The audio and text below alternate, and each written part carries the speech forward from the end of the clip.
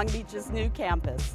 We are standing in the Las Hermanas Garden Grove, which is the connection between the two buildings. Let's start with the Charisse Mari Lallier Philanthropic Center.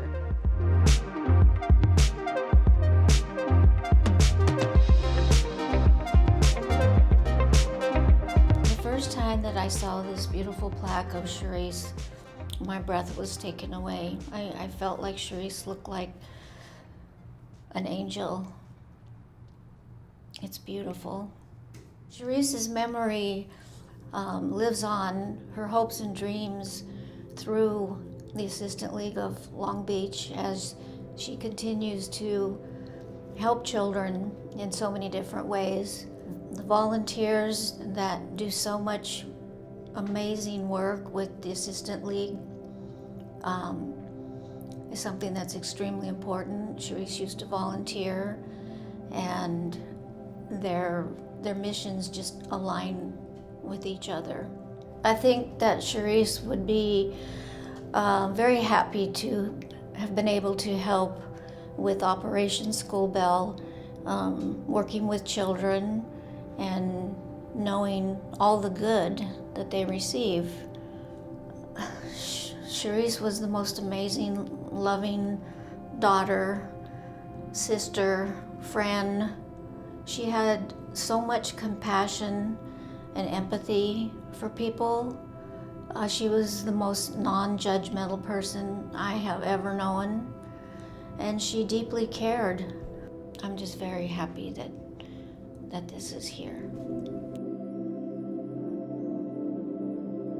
You know, I was so thrilled when I heard that we were going to expand on the volunteer center when we did the renovation at the Philanthropic Center, because that meant that we would have more room for our staff. In this room, we have the 4 auxiliaries who have their volunteer desk in this room. The president and our executive director and staff members that help us run the organization. Also, a desk for the president-elect and for the Philanthropic Center chairperson. I love this room. I spend a lot of time in this room. I love the staff and the volunteers, and I want all of our donors and our volunteers to know that we appreciate them all so much. I am so excited that now we have a break room for the volunteers and the members. It's because of everything that we do here that makes us all feel like a family. And now I would like to ask you to make your way around the block.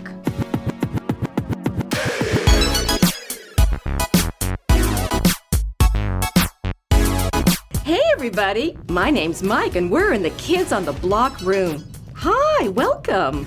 Kids on the Block is an educational puppet program for elementary school children. It helps them with social and behavior aspects of the problems that they're having in school. We perform for around 3,000 kids per year.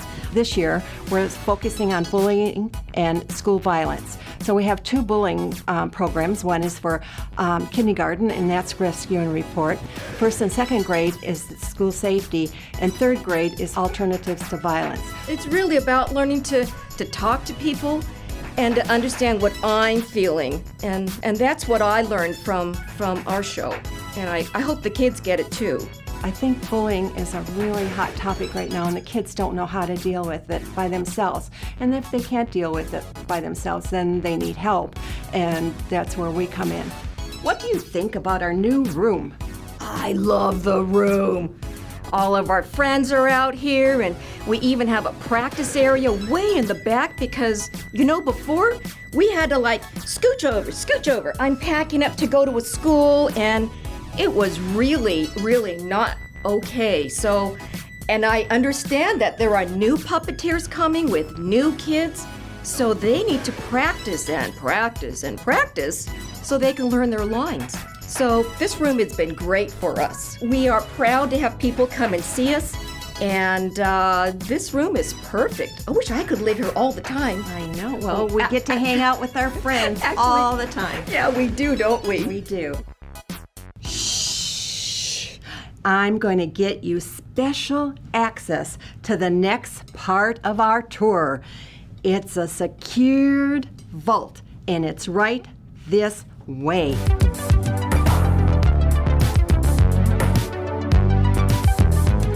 Welcome to the vault of the Howard and Asian Art Collection.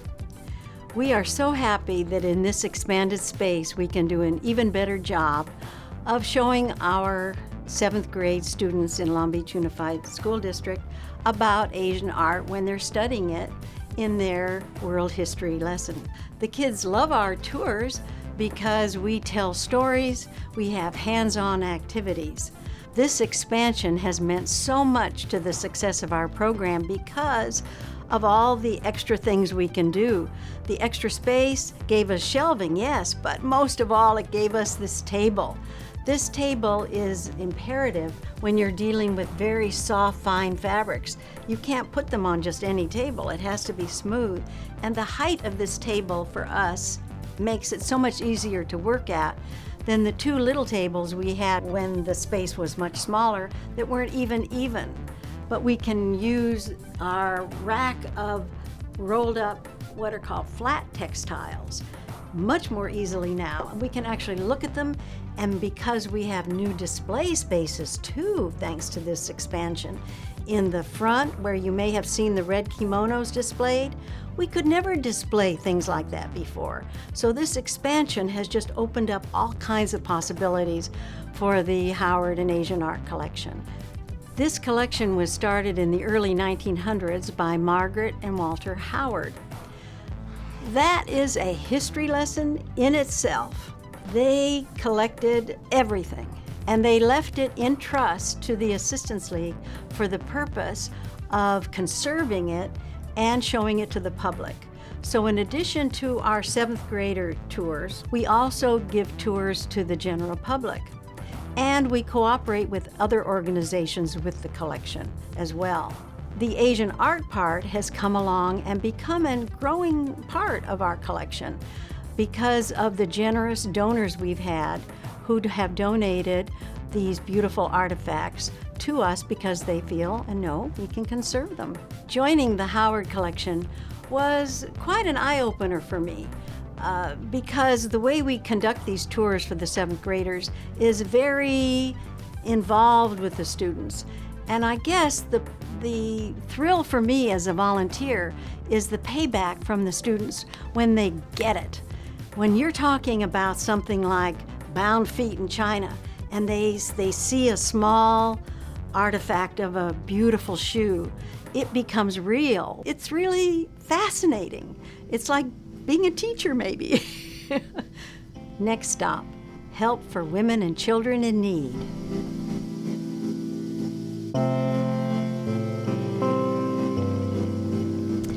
I would like to give you an overview of what the Assault Survivor Kits Committee does. And right now we're in the home base where we keep all of our supplies and where we meet to do our packing 4 times throughout the year. One of the goals that our committee has is to work with the forensic nurses of Long Beach. We provide the nurses with wear home clothing kits that we'd like to show you. These clothing kits contain sweatpants, a t-shirt, underwear, and socks. And we provide these to the forensic nurses for them to give to survivors of sexual assault. When a woman is taken to the forensic nurses, they need to leave their clothing there for evidence. So we have clothing for them to wear when they go home. We go to the forensic nurses about once a month to check the supplies of clothing, and if anything is needed, we then restock. During the winter time, if they need sweatshirts or hoodies, we also add those to the collection that they have there. Another thing that our committee does is work with the Interval House and the Women's Shelter of Long Beach. We provide personal toiletry kits to them, and the toiletry kits look like this. Our committee members come to this wonderful room and we pack the kits. A couple of times during the year, the assistines put together these cuddles bags, And in the Cuddles bag is a stuffed animal wrapped in a handmade blanket and then put in a colorful bag.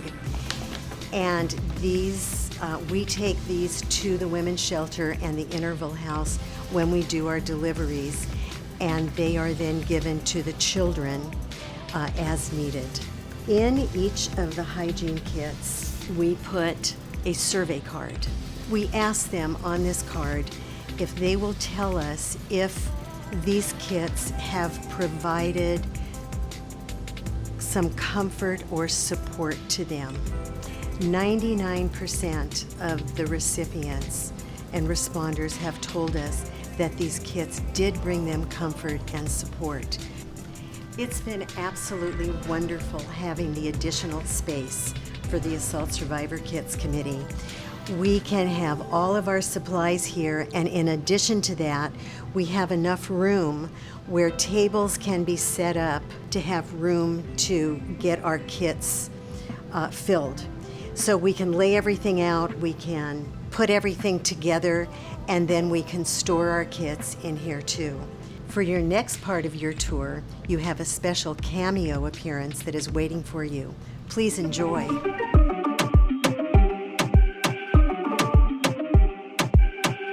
This is the Rosie Pedersen multi-purpose room where our CAMEO students come to work on their resumes, their college applications, and any other educational programs that we provide for them. The CAMEO program has educational opportunities and cultural opportunities.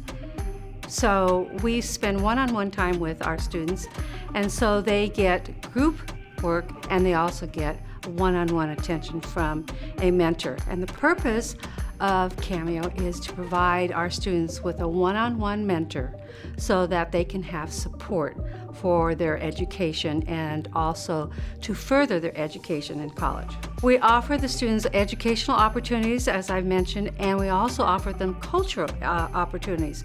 We hire buses and we take them to museums or to a play, so they not only have learning experiences, but they get to see the world in a different way.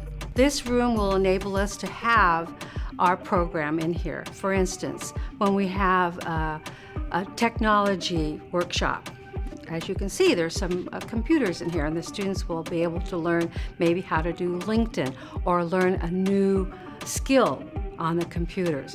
Or they may be able to use the space to meet with other people, like we have a Career Awareness Day, and we invite people of different professions to come and share with the students what the work is like. This is the Rosie Pedersen multi-purpose room, named after a very well-loved CAMEO member named Rosie Pedersen.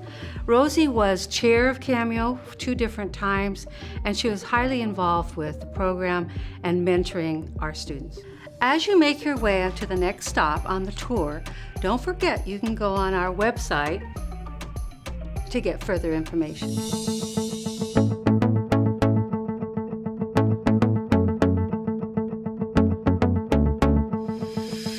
Welcome to the Luana Rudy room, multi-purpose room for our meetings. This is a brand new room to us, but this room has been here for quite some time. The interesting thing about this room is that what is now our beautiful state-of-the-art orthodontic center used to all take place in this room alone. This room now is repurposed and will be used by many, many of our Assistance Lead programs. Because of its location, it's very central to our philanthropic center.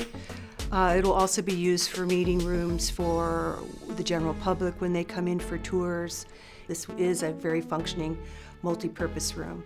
So in this room particularly, we have a beautiful case over here, items that were donated by 2 Long Beach community members who are art collectors as well of Asian art, Jim Keck and Steve Baba. They have on loan to us right now some beautiful items that are related to the Japanese tea ceremony, different beautiful sets. We have a beautiful scroll that is hung in a Japanese tea house.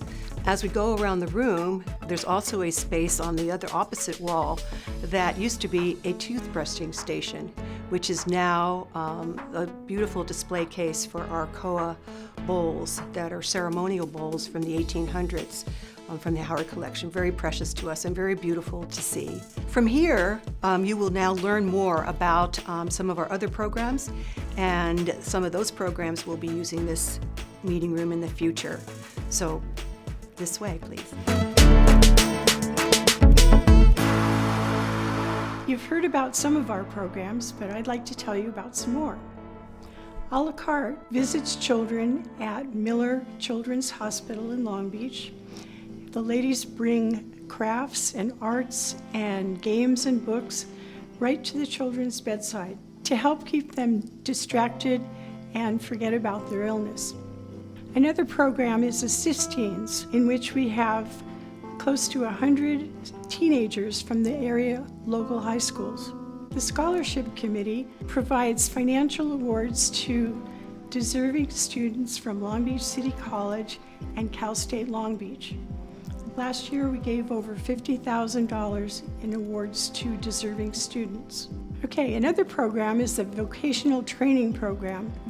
We have students from the ages of 18 to 22 who are in the Adult Community Transition Program. They work with member volunteers at our thrift and vintage shop, learning skills that they will be able to use later on. Launching Literacy is our newest program. In cooperation with Long Beach Unified School District, our volunteers have been trained to work with reading students to improve the skills that they need to be successful. And now we'll take you to a place where smiles are created.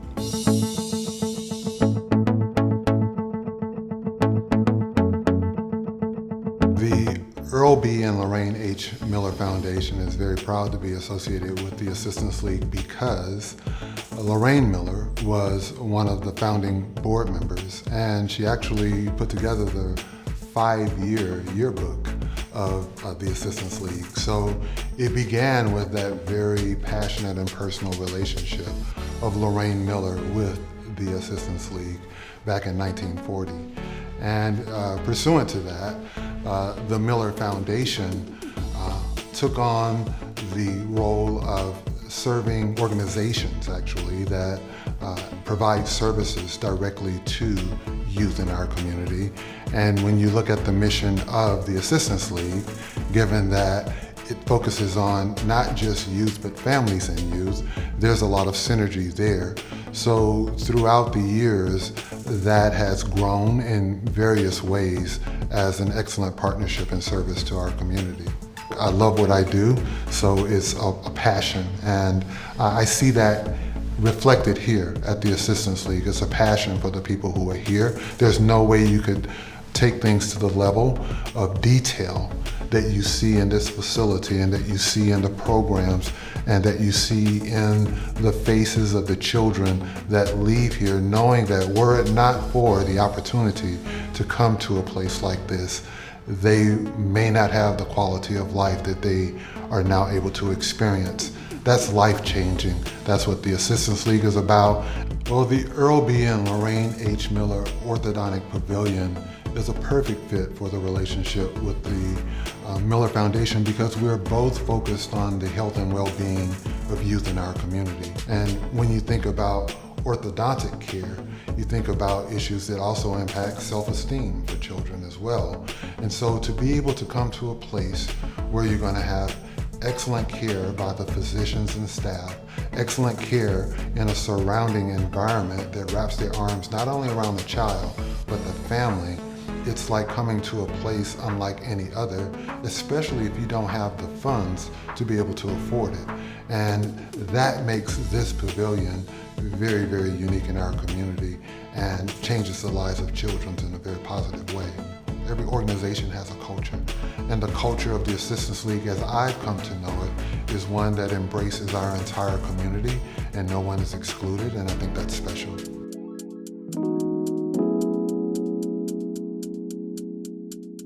I'm going to kind of just take the time to kind of walk through the orthodontic pavilion and give you a highlight of each different room and how it helps us serve the community.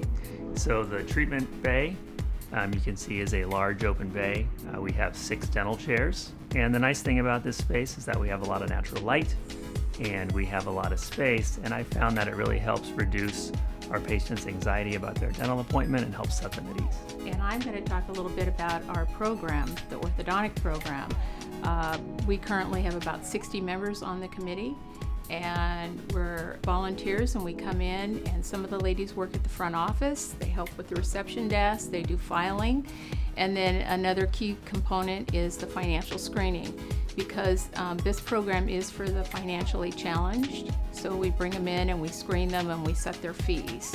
We use a lot of the different spaces in this new clinic to help us accommodate not just the patients and the families, but also the member volunteers and the staff. An important thing to keep in mind is that a lot of our patients and their families rely on public transportation to get here. And a lot of the families need to bring not just their siblings, but also many of the members of their extended family. And the reception room gives us an area for the patients and their extended family to relax and to enjoy themselves while they finish up their orthodontic appointment. Typically on a patient, we take 2 types of x-rays. We take a panoramic x-ray and we take a cephalometric x-ray. What's nice about having this machine here is that we can take both of these x-rays in a matter of minutes. We can then take those x-rays, we can directly upload them to the patient's paperless digital chart, and we can look at them on the monitor. And this makes the entire process of treatment planning and taking records on the patients quick, much more affordable, and much more seamless. One thing we've done is we've created a consultation room, and what's nice is that it gives us a private area, a quiet area where we can sit down with the patient, we can sit down with their family, and we can make sure that they understand all aspects of the orthodontic treatment because it's complicated. And you know, more than half of our patients, their parents are not native English speakers. And this gives us the space where we can have a translator who can translate everything for them to make sure that they can truly consent to the treatment and that they know what's required of them before they spend a couple of years with us. Our program serves the children of Long Beach, Lakewood, Bellflower, and Signal Hill. So the way the process works, you call in, we make an appointment at the front desk, the doctor sees the child, evaluates if the child's ready for braces. Then my committee, the financial screening committee, will sit down with the parents and we will look at their income and their expenses, and the fees are set on a sliding scale. Now, how that relates differently to this new building is before we had massive screenings that took all day long and patients had to wait. Currently, we're seeing potential new patients every Tuesday and Thursday. So we're really reaching those children at the right time when they're ready. Our program can address orthodontic needs for children from anywhere from 6 to 18 years of age. And we provide what's traditionally known as both phase 1 and phase 2 treatment. And phase 1 treatment is the treatment that you would typically provide to a patient in elementary school, where you're trying to address developmental problems that could affect how they develop down the line. Now, phase 2 treatment is typically what you would think when you provide some treatment to a teenager. And at that point, what we're trying to do is really settle in the adult dentition. And other than addressing the orthodontic needs, we're also doing a lot to affect that child's well-being and their overall self-esteem. We have children that come in here that are afraid to smile. We've really seen how they've transformed and how they act by the end of the time they're done with us. We currently serve 1,000 patients in all phases of orthodontic treatment, and that includes kids in braces, retainers, and also children that are coming in treatment and kids that are getting ready to leave treatment. And what's nice about this facility is it gives us the space and it gives us the tools we need to see a larger patient population. Our goal in the future is to be able to expand our services so that we can see up to 1,500 patients in all forms of orthodontic treatment so that we can further serve the community. You know, the Assistance League of Long Beach and the orthodontic program is really unique in the community in that we're providing a service that traditionally is not available to children that come from families with limited financial resources. We really are the only game in town in what we provide. And it's not just that we're providing this service to them, we're also providing a really high quality service and giving them access to tools and access to treatment that in any other place and at any other time have never been available. I love the new pavilion here because we're more relaxed when we're working with our patients and our parents. They're very nervous sometimes. I mean, how would you feel when someone's looking at your financials? And I feel like we're able to offer them the dignity that they deserve. And it's wonderful to sit there and look at that child sitting in front of you and he covers his mouth and he won't smile. And then I come in 2 years later and there's this grown kid and he has this great smile and he has that confidence. And so if somebody said, why is this program important to me? That's why. You've seen where we create the smiles. The next stop is where we bring smiles to thousands of children in Long Beach.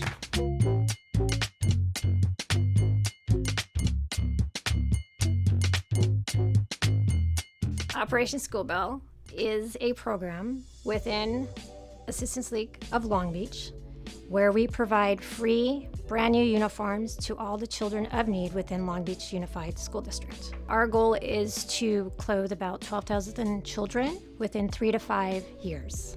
Operation School Bell caters to grades K through 5, which is our elementary school, and the middle school is 6th grade through 8th grade. High school is 9th through 12th grade. Our volunteers go to a specific school and size the students.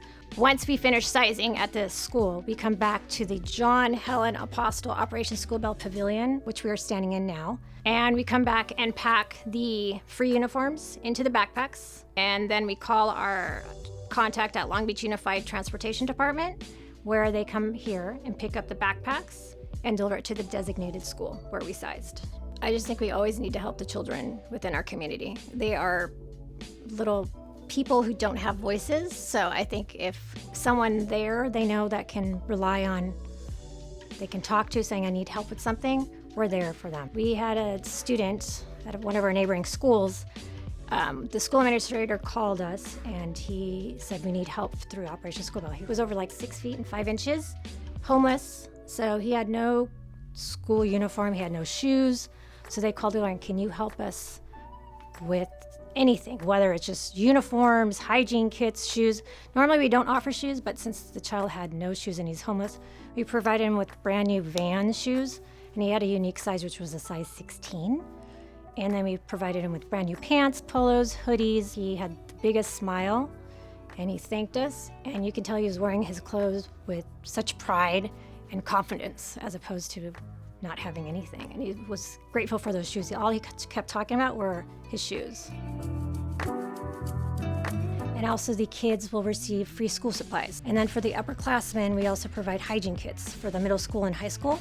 So in those hygiene kits, it has deodorant, toothpaste, toothbrush, and the 2-in-1 body wash. Since moving into the John Helen Apostle Operation School Bell Pavilion, with this huge square footage, because initially we began across the way at the Philanthropic Center where our square footage is about 1,300. Now we've doubled it. We are able to pack more backpacks in a quick and efficient manner. Like for instance, we had a big pack which was about 1,000 backpacks. If we did it in the other building, it would take us about 3 hours, but when we did it here, and we had our corporate partners, which are the ones who help, raise money for us, make donations, we did it in a record time of 1 hour and 10 minutes. That was faster than anything before.